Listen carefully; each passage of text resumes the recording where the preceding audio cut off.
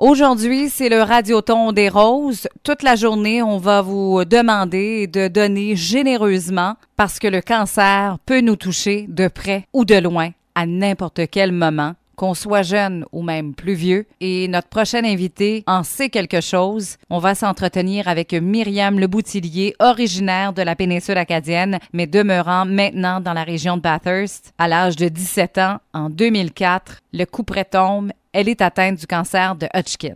Bonjour Myriam. Bonjour. À 17 ans, Myriam, tu reçois le verdict que tu es atteinte du cancer de Hodgkin. C'est quoi le cancer de Hodgkin? C'est ce que je me suis dit aussi lorsque j'ai reçu la nouvelle. On m'annonce à 17 ans, au deuxième semestre de ma 12e année, que je suis atteinte d'un cancer de Hodgkin. J'en avais aucune idée c'était quoi. Je pensais même pas que je pouvais... À 17 ans, on pense qu'on est invincible. Fait que je pensais pas même que je pouvais être atteinte d'un cancer. Finalement, le cancer de Hodgkin, c'est un cancer des ganglions.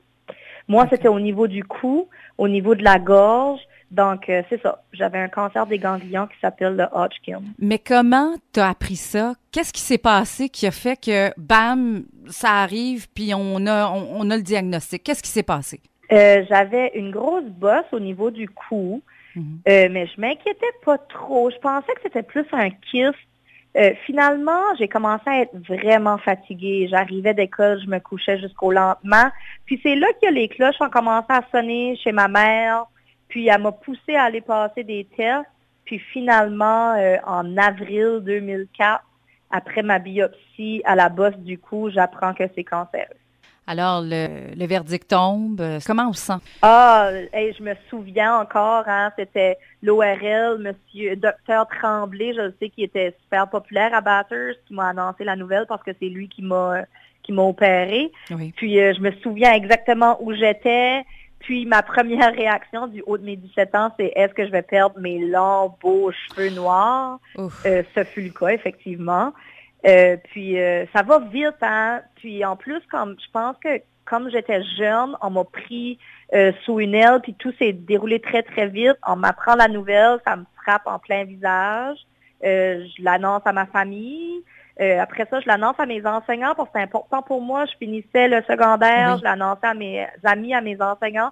Puis tout d'un coup, je suis partie à Moncton, je me suis fait opérer. Les traitements de chimio ont commencé, la radiation a commencé. Ça a été 8 mois, mais comme si c'était en un seul souffle. Ta mère, tu le mentionnes quand même à quelques reprises depuis le début de l'entrevue. Elle a été, je pense, ton point d'attache, ton ancre. Elle t'a soutenu énormément, là. Ah oui, là, je peux en parler avec du recul parce que ça fait 13 ans maintenant, ça me rajeunit pas.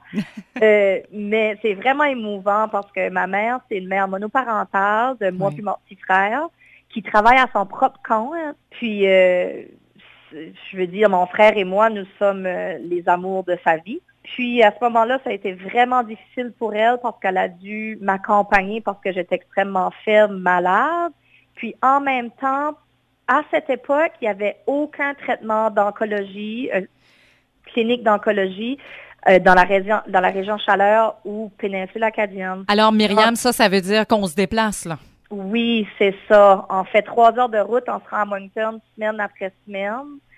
Pour elle, ça veut dire une journée de travail de manquer par semaine. J'ai été hospitalisée aussi. Elle était à mon chevet. C'était plusieurs journées. Donc, tu as ta fille qui est extrêmement malade, puis de l'autre côté, tu as un aspect financier qui te pèse sur les épaules. Donc, ça n'a pas été un épisode facile de notre vie parce qu'on n'avait pas... Puis j'ai reçu le meilleur des traitements à Moncton. J'ai été bien traitée, mais il reste que dans le nord de la province, je veux dire, c'était 6 heures de route par jour qu'on devait faire. Puis je pouvais pas y aller seule parce que dès mon traitement, j'étais malade. Fait que le chemin du retour, je le faisais malade. Comment on voit la vie après ça, lorsqu'on s'en sort? Oui, c'est là qu'on réalise que le sens de la vie est fragile, prend tout son sens. En plus, à l'époque, il y a 13 ans, là, on m'avait aussi dit que j'avais des grandes chances d'être infertile. À ce moment-là, ça me posait aucun problème parce que je voulais pas d'enfant. Tu sais, j'ai 17 ans à cette époque-là. Ça fait que... Puis quand on entend... Puis après ça, j'étais comme la seule. On dirait que j'avais jamais vécu ça, du cancer autour de moi.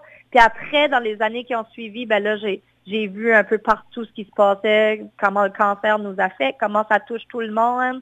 Puis c'est ça, on réalise que la vie est beaucoup plus fragile. Ton cheminement particulier fait en sorte aujourd'hui que tu es une excellente porte-parole justement pour faire comprendre aux gens de donner là aujourd'hui, hein? Ah oui, surtout les gens de la région Chaleur, de la péninsule acadienne, puis ça touche une personne sur 3, ça fait que ça touche soit nous ou quelqu'un qu'on connaît.